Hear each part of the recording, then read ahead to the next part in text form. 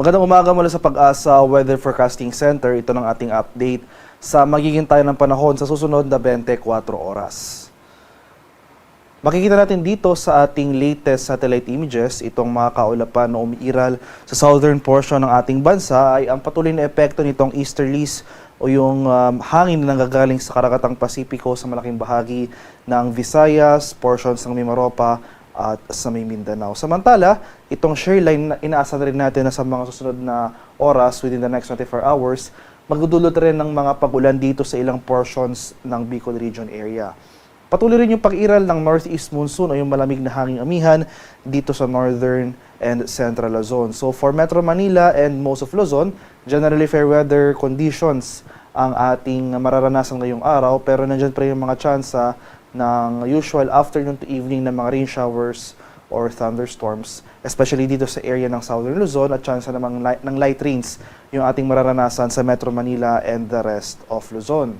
So wala pa rin tayo minomonitor na low pressure area at nananatiling maliit yung tsansa na magkaroon tayo ng bagyo sa mga susunod na araw.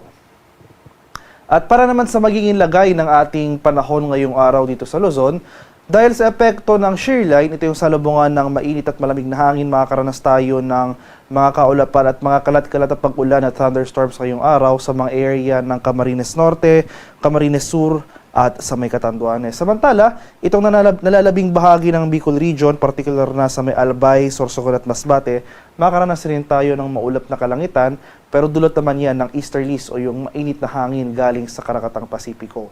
For the rest of Mimaropa, generally fair weather ang ating mararanasan. So itong area ng Mindoro Provinces, Marinduque at Romblon, generally fair weather, pero nandiyan pa rin yung mga tsansa ng afternoon to evening na mga thunderstorms. Meanwhile, for Metro Manila and the rest of Luzon, wala tayong inaasahang mga sustained at mga malalakas at tuloy-tuloy na pag-ulan.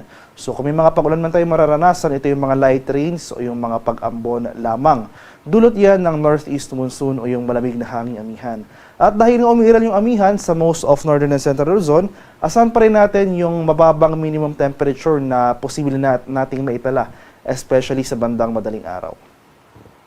Sa areas naman ng Palawan, Visayas at sa Mindanao, dahil nga sa pag-iral ng easterlies, makakaranas tayo ng maulap na kalangitan at mataas sa tsansa ng mga kalat-kalat at pag-ulan at thunderstorms sa buong Visayas, pati na rin dito sa area ng Palawan. Kaya patuloy po tayong maging handa at alerto sa mga banta ng flooding at landslides over these areas kasi as early as ngayong madaling araw pa lamang may naitala na tayong mga thunderstorm activity dito sa portions ng Visayas area. So asahan natin, as the day progresses, mamayang tanghali hanggang sa hapon, mas marami pang areas yung mga karanas sa mga kaulapan at mga pag-ulan. For Mindanao, generally fair weather rin ang ating mararanasan. Partly cloudy to cloudy skies, pero hindi nangangahulugang wala na tayong pag-ulang mararanasan. Nandiyan pa rin yung mga usual afternoon to evening na mga rain showers or thunderstorms. Sa kalagayan naman nating karagatan sa kasalukuyan, walang nakataas sa gale warning, pero iba yung pag-ingat pa rin sa ating mga kababayan na maglalayag, especially dito sa northern and eastern seaboards ng Luzon dahil posible pa rin tayong makaranas dyan ng katamtaman hanggang sa maalong karagatan. At para naman sa ating weather outlook sa mga susunod na araw, so bukas, araw ng Huwebes, so ito yung unang araw ng 2026, makakaranas pa rin tayo ng panibagong bugso ng northeast monsoon o yung hanging amihan. So may inasahan tayong surge bukas at dahil dyan kaakibat ng pagbugso ng amihan, makakaranas tayo ng epekto ng shear line na kung saan lalakas yung epekto nito sa most of Bicol Region and Mimaropa. So Bicol Region, Mimaropa area for tomorrow dahil sa epekto ng shear line, asahan po natin yung mga kaulapan at mga kalat-kalat na pag-ulan at thunderstorms. Sa araw naman ng Biyernes hanggang sa Linggo, so ongoing pa rin over these days sa mga araw na ito, yung inaasahan nating surge ng northeast monsoon. So sa kasagsagan ng pag-iral ng northeast monsoon, mas lalakas rin yung epekto ng ating shear line. So magpapatuloy yung mga pag-ulan na dulot ng shear line sa malaking bahagi ng southern Luzon. So itong area pa rin ng Bicol Region, Mimaropa, portions of Calabarzon makakaranas ng mga pag-ulan na dulot ng shear line.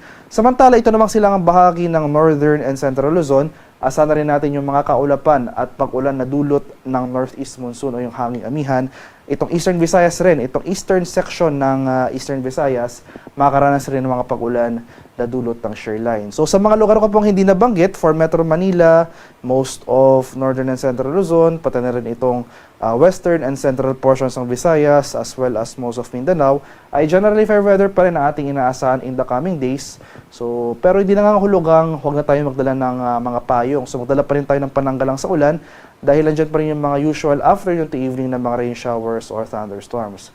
Dahil sa kasalukuyan nga, wala pa rin tayong minomonitor na low pressure area na nanatiling maliit yung tsansa na magkaroon tayo ng bagyo sa mga susunod na araw. Haring araw sa Kamanilaan ay sisikat mamayang 6:21 ng umaga.